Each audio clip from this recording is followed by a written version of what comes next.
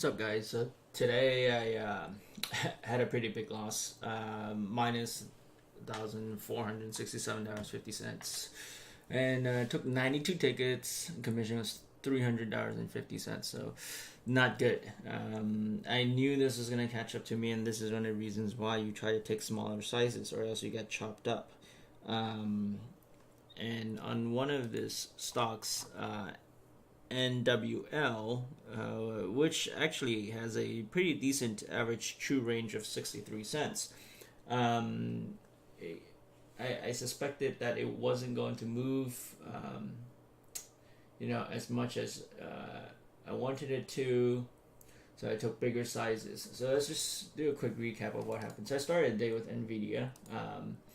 Turns out to be, I got stopped out too early, but it's okay. So right at the open, I took an opening range breakup because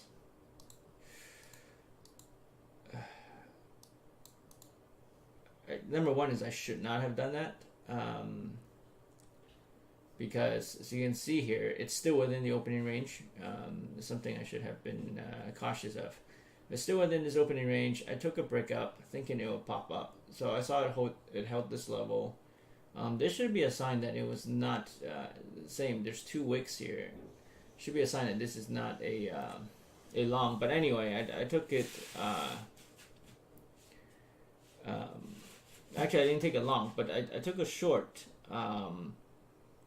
thinking that this was a pullback, and it was, except that it popped up.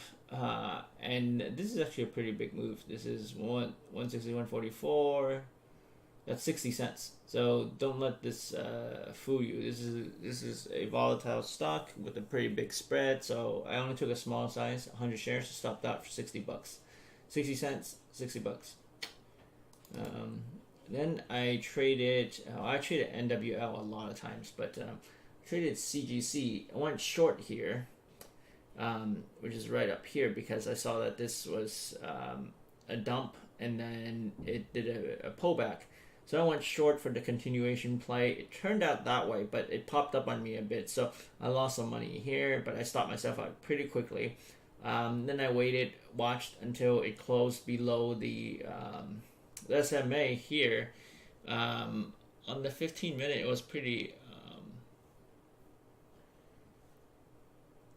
bearish as well. On the 15, you can see this is where I entered. So this opened at a new 15-minute low. So I waited for it because it could bounce off of this level. So where I entered was right there. And then of course I exited right when it hit this moving average, because I know once it hits this is a very strong moving average, it'll probably bounce back up.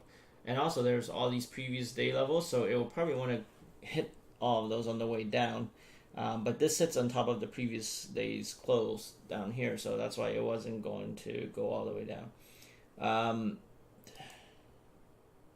Yep, so I basically shorted it, and then as it fell, I added to my position, and then I closed. So that worked out pretty well for me, $250.50. And then NWI, I just took this all over the place. I'm not going to go over all the trades because it was very messy.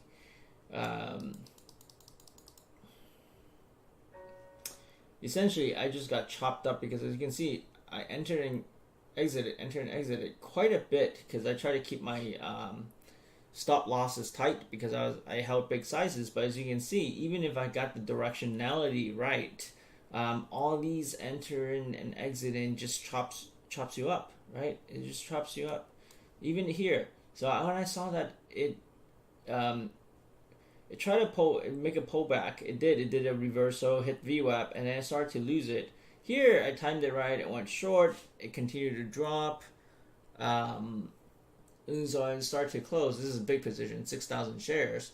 Here I went big again, 5,000. But I stopped myself out because it was too scary. It could do a reversal. So the thing is this line, as it comes down, it depresses the stock, and it was able to do that here But oftentimes what happens is after it does this, what it can do is then it will go back up for another reversal play, especially when, if you look at the daily level, this is at the tail end of the daily level. So typically it will try to close this gap here. So I was afraid it will keep moving back up a bit. Obviously this did not happen. But my initial inclination was that this was going to fall. And look what it's doing. It's fallen.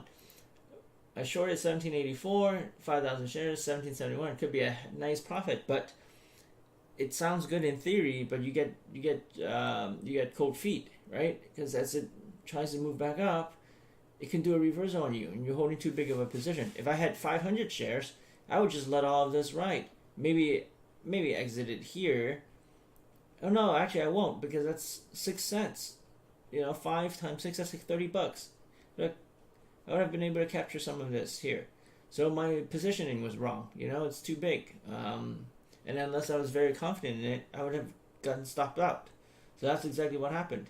And the reason why I went short is because it was at the low, and it seemed like it was going to push down further. And usually what happens, like here, is once it breaks that low, it will continue to go lower.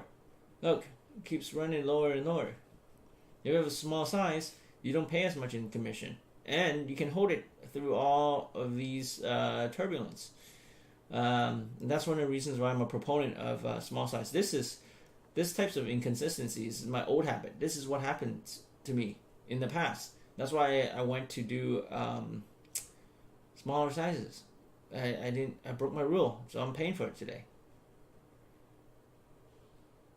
Wow, 20 cents. It'd be a whole $1,000 right there if I had 5,000 shares. You see, this is not good. You can't predict the micro movements like this. You can predict more or less the bigger trends. Micro movements is what kills you. Well, I chop myself. This is not even a choppy stock. This is actually a pretty good stock to play. Want 500 shares? It's $100 right there.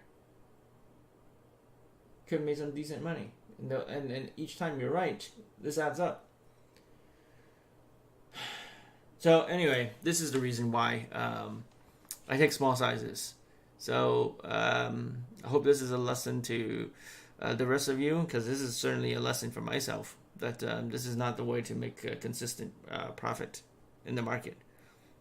Sizes like this are no good. So I'm ashamed of myself. Shouldn't have traded this way.